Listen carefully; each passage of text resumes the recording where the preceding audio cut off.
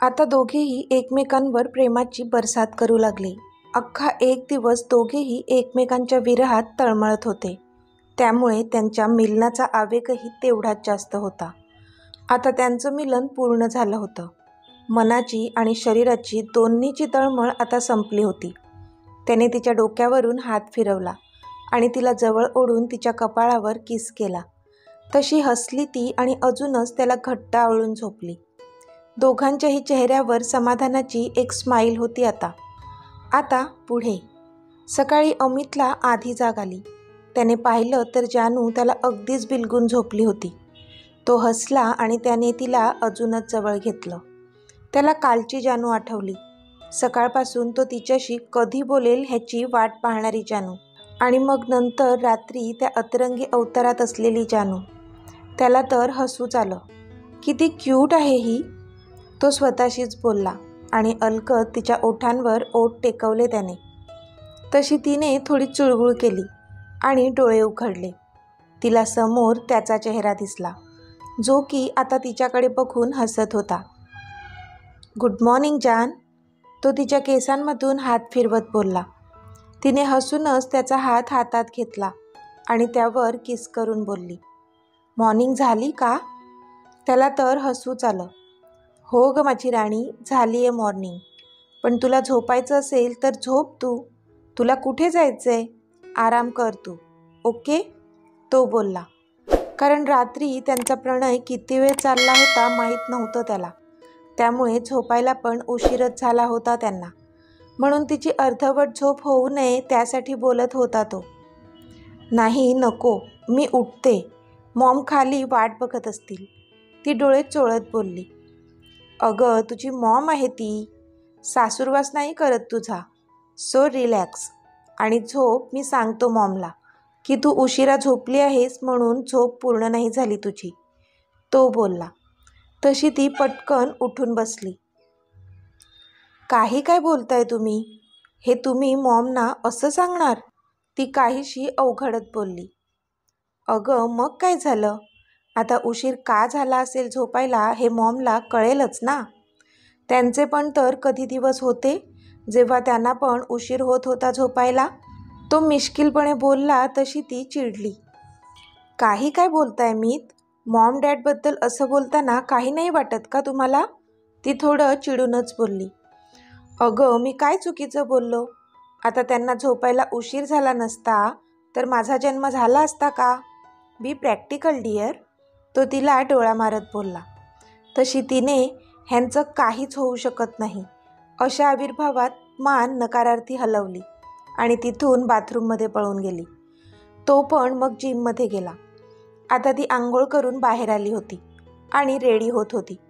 पण तिने आरशात पाहिलं तर तिच्या मानेवर, गळ्यावर लव बाईट्स तिला दिसले. तशी ती हसली ते बघून.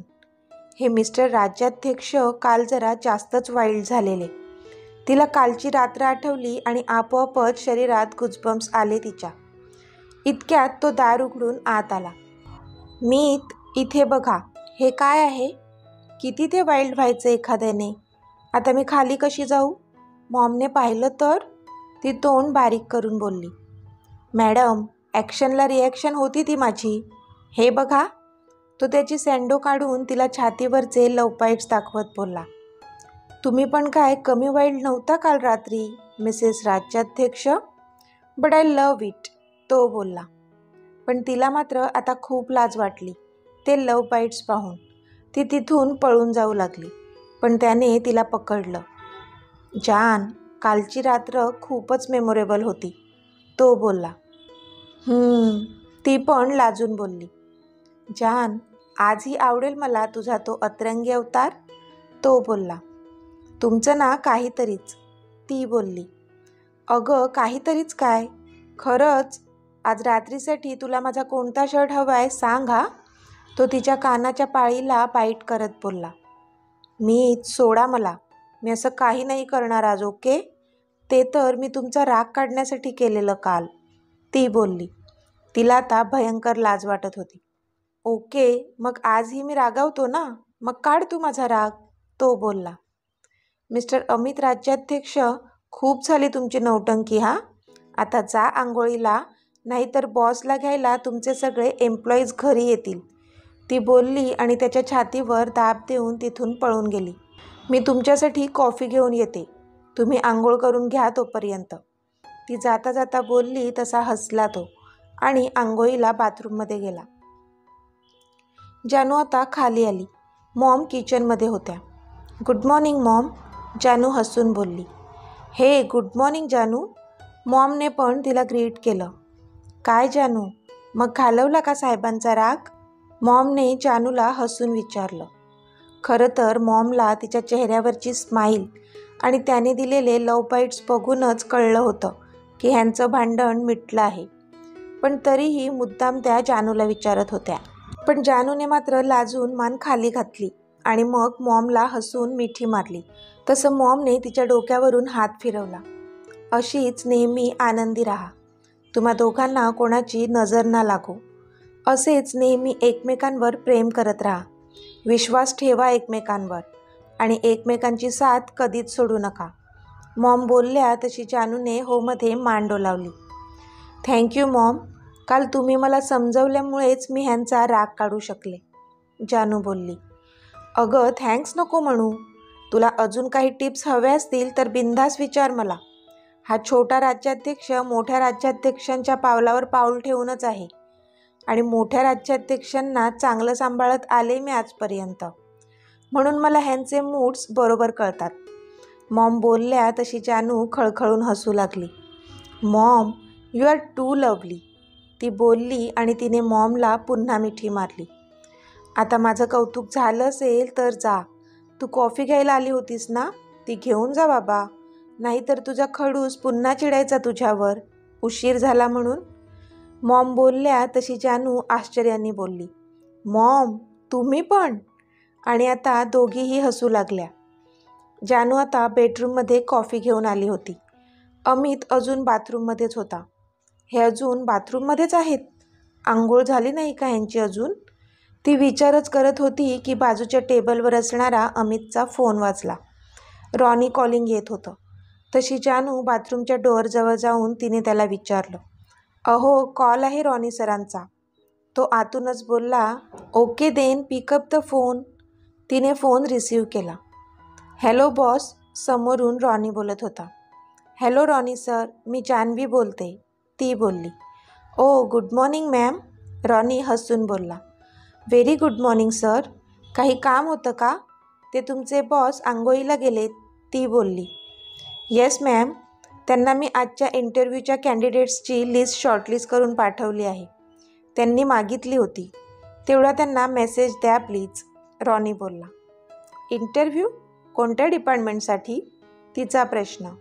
मॅम, ते बॉसच्या PA साठी, रॉनी बोलला.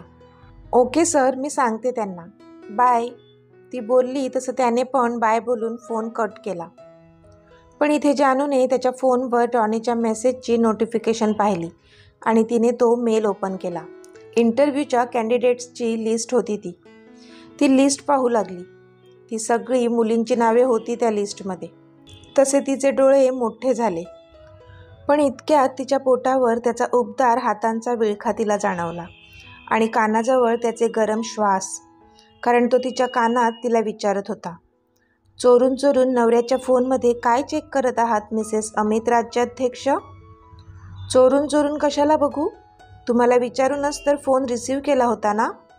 तिचा आवाज थोडा जड झाला होता, कारण तो बोलता बोलता तिचा कान चावत होता. मग आत्ता काय चेक करत होतीस जानू, त्याने विचारलं. हे रॉनी सरांनी आजच्या इंटरव्ह्यूची लिस्ट पाठवली आहे, तीच बघत होती, तिने कसंबसं त्याला उत्तर दिलं, कारण त्याच्या अशा वागण्याने नेहमी तिची चलबिचल वाढत असायची. ओ, पाठवली का, गुड, बघू, त्याने तिला सोडलं आणि तिच्याकडून त्याचा फोन घेतला आणि तो लिस्ट चेक करू लागला. त्या लिस्टमध्ये त्या कॅन्डिडेट्सचे क्वालिफिकेशन्स पण लिहिले होते. तो तेच चेक करत होता. पण इथे जानू मात्र डोळे बारीक करून त्याच्याकडे पाहत होती. तो ती लिस्ट चेक करत होता आणि ही त्याला स्टेअर करत होती. सगळ्या कॅन्डिडेट्स मुलीच आहेत. शेवटी तिच्या मनातला सुप्त प्रश्न तिने विचारलाच. तो मात्र एक कटाक्ष तिच्याकडे टाकून बोलला. हो, आणि पुन्हा ती लिस्ट चेक करू लागला. एवढं काय आहे त्या लिस्टमध्ये जे एवढे टक लावून पाहत आहात? सगळ्या मुलीच आहेत कॅन्डिडेट्स. तो कधीपासून ती लिस्टच बघत होता म्हणून तिने नाक मुरडून विचारलं. अगं चेक करतोय, ही शॉर्टलिस्ट आहे ना. आता माझी PA बनणार आहे कोणीतरी ह्यातूनच, तर चेक करतोय त्यांचे क्वालिफिकेशन्स. बास. तो सहज बोलावं तसं बोलला. पण मुलगीच कशाला हवी आहे ना असिस्टंट म्हणून. एखादा मेल कॅन्डिडेट पण बनू शकतो PA. ती हाताची घडी घालून बोलली. तसं त्याला तिचा रोग कळला. त्याने तो फोन बाजूला ठेवला आणि तिला पुन्हा जवळ ओढलं. जान, आर यू जेलस? तो तिच्या गालावर बोट फिरवून बोलला. तशी ती गाल फुगवून बोलली. मी कशाला जेलस होऊ? ती गडबडून बोलली. आता ते तर तुलाच माहीत, पण तू जेलस होते. पण का? त्याने पुन्हा विचारलं. नाही, असं काही नाही आहे. ती नजर चोरून बोलली.